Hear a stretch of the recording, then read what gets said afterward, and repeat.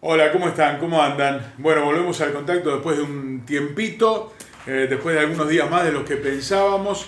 Algunos amigos nos comentaron, tuvieron ahí algún inconveniente fundamentalmente con la ubicación de la grabación en YouTube porque parece que más gente en el mundo de la que yo pensaba utiliza PK para identificar sus trabajos. Entonces el PK TV lo vamos a cambiar, le dimos un pequeño giro a esta cuenta que está asociada obviamente a nosotros, a Pablo Carslián, pero que ustedes podrán identificar también como Kentac TV. Kentac TV, con K de Carslián, las dos veces. Así que la van a ubicar fácilmente, la van a tener en redes sociales también, pero básicamente para comentarles el porqué también de algunas cosas que fuimos intercambiando con queridísimos amigos que nos han escrito ya por nuestra primera participación y por nuestro primer comentario. A propósito de ese primer comentario, ¿se acuerdan de cómo terminaba? No le echemos la culpa de todo al coronavirus. No digamos que el coronavirus tal cosa, que el COVID-19 tal otro, que la pandemia esto, que la pandemia el otro. Hay males absolutamente endémicos de nuestro fútbol, absoluta y totalmente endémicos de nuestro fútbol, que son indudablemente históricos, de los 120 años de historia de nuestra Asociación Uruguaya de Fútbol. Y voy a comenzar leyendo algo de la época amateur para ver cómo los problemas que hasta el día de hoy nos aquejan son de la raíz, son del nacimiento, son de la génesis. Por allá por 1924, cuando Uruguay gana el primer campeonato mundial, sale campeón en los Juegos Olímpicos de Colombes, París 1924, pero primer campeonato del mundo, así considerado por el acuerdo entre el Comité Olímpico y la FIFA de la época. La realidad marca esto. Observen, página 42, semanario Actualidades del 10 de septiembre de 1924, dirigido por Joaquín y Roberto Riambó, decían esto. Cuesta creer, en efecto, que los dirigentes de una y otra entidad no se convenzan de la necesidad de una fusión del fútbol uruguayo. Era la época de la asociación y la federación. Nacional en la asociación, Peñarol en la federación, y así estaban complicados. Tanto la federación como la asociación uruguaya nos recuerdan a aquellos señoritos que en el interés de no pasear su pobreza material muestran las últimas pilchas.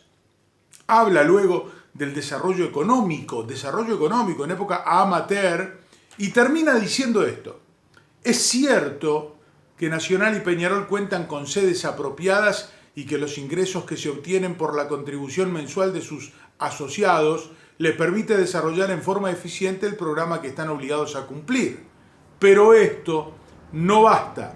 Las entidades de menor caudal que las mencionadas, que son las más, no prosperan, ni el estado actual de cosas hace presumir que ello pueda ocurrir. Y siendo así, es necesario confesar que el barco no camina. Textual, página 42, semanario Actualidades de septiembre de 1924. ¿A qué va esto? A que después el fútbol se profesionalizó, pasó, siguió, avanzó, y llegamos, por ejemplo, a 1986, cuando una comisión de notables, integrada por don Eduardo Roca Couture, por el contador José Pedro Damiani, por don Dante Ioco y por el contador José Pedro Lafite, hacen un estudio, una evaluación del fútbol uruguayo y terminan con la conclusión de un título que fue título en Uruguay, título en el mundo, porque la comisión era realmente de gente notable. El fútbol uruguayo es inviable. Bien, paradójicamente un año después el equipo del contador José Pedro Damiani es campeón de América y 2 años después de ese informe el equipo de don Dante Ioco era campeón de América y del mundo. Las últimas 2 Copa Libertadores que llegaron a Uruguay. ¿Qué ocurre? ¿Qué pasa? Termina con todo esto una realidad que es absolutamente incontrastable. Era una visión muy clara de lo que pasaba en ese momento. Cuando nos acercamos al 2000 y vienen los festejos de los 100 años de la Asociación Uruguaya de Fútbol, Eugenio Figueredo hace un discurso de justamente presentación de los festejos de los 100 años y dice: en primer lugar, nosotros seguimos pensando que la Asociación Uruguaya de Fútbol se tiene que seguir transformando hasta que podamos convencer a dirigentes, aficionados y a los periodistas sobre todo que hoy el fútbol es empresa. Bueno, en esos años ya los contratos de televisión estaban a la orden del día, en esos años ya el negocio del fútbol, como hoy lo concebimos, estaba en plena carrera rumbo a nuestra realidad, a la realidad de este momento. Y, entre otras cosas, por ejemplo, cuando se renovó el contrato de televisión del 2007, los grandes terminaron negociando con los chicos quitarles un beneficio del 10% de las recaudaciones de la Copa Libertadores de América. Ya no eran los suculentas que eran décadas atrás, cuando los grandes compraron el voto de los equipos chicos en una asamblea de clubes para que les hicieran un receso en agosto para poder ir a hacer dinero al verano español, fundamentalmente en esos torneos de verano. Todo eso viene a colación ¿de qué? De que estamos en un momento en el que esta pandemia, este bache, este tiempo muerto de fútbol, nos tiene que servir realmente para decidir mucho más que cómo va a terminar el campeonato, para decidir hacia dónde vamos y hacia dónde queremos ir. Muchos pensarán, y bueno, sí, seguimos en la misma. Uno se encuentra con algún veterano que le dice: no, el fútbol es siempre lo mismo, toda la historia fue igual, 11 contra 11 y pelota al medio. Uno se encuentra con algún otro veterano muy romántico y nostálgico que dice: y antes comíamos un plato de ravioles y íbamos a jugar, y ahora los cuidan y los miman, ¿y qué pasa?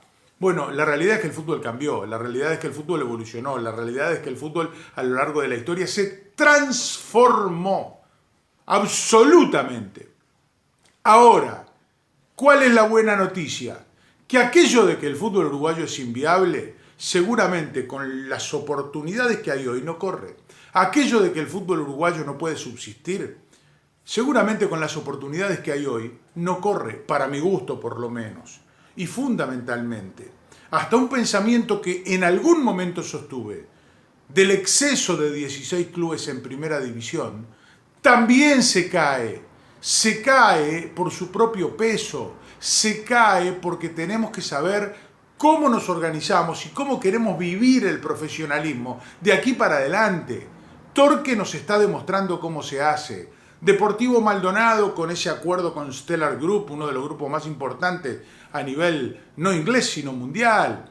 Liverpool lo demuestra con un método muy sui generis, muy a la antigua, con un presidente que pone dinero pero que tiene billetera sin fin y pudo bancar absolutamente todo, hasta un descenso, un ascenso, malas decisiones, buenas decisiones y este momento floreciente. Entonces, hay que elegir cómo, pero ya ni siquiera el argumento de que hay muchos clubes en primera división, si se profesionalizan, si llega la empresa o el concepto de empresa que hay que manejar en cualquiera de las formas, seguramente habrá caminos, pero hay más decisiones también para tomar, hay más cosas para decidir, hay más cosas para orientar y para direccionar en el camino justo. En la próxima lo seguimos porque el tema es realmente apasionante, pero lejos de haber crisis en el futuro,